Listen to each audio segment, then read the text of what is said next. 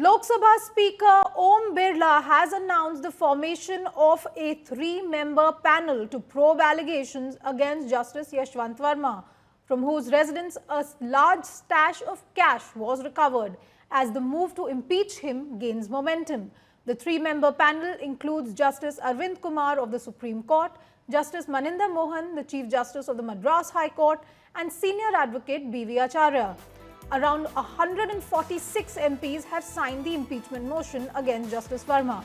Now the committee will submit its report to the Speaker, who will then table it in the House. The committee, remember, has the power under the Judges Inquiry Act to call for evidence and cross-examine witnesses. If the judge is found guilty, the report of the panel is adopted by the House in which it was first introduced. After this, the motion will be put to a vote, and the same will be repeated in the other house. As per the rules, at least 2/3 of those present and voting in both the Lok Sabha and the Rajya Sabha must vote in favor of impeaching the judge. Now remember, since both the ruling coalition and the opposition are on the same page on Justice Verma's impeachment, the process is expected to be smooth sailing. Take a look.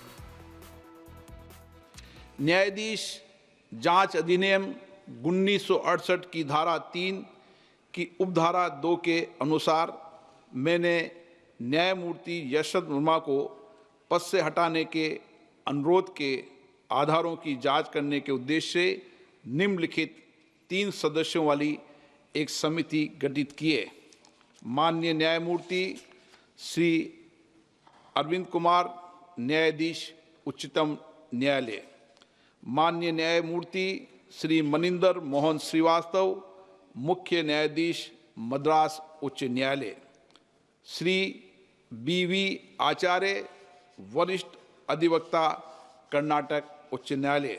समिति यथाशीघ्र अपनी report प्रस्तुत करेगी। जांच समिति की report प्राप्त होने तक ये प्रस्ताव लंबित रहेगा।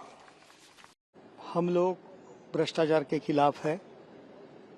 जिन्होंने भ्रष्टाचार किया होगा उसके ऊपर कार्रवाई तो होगी।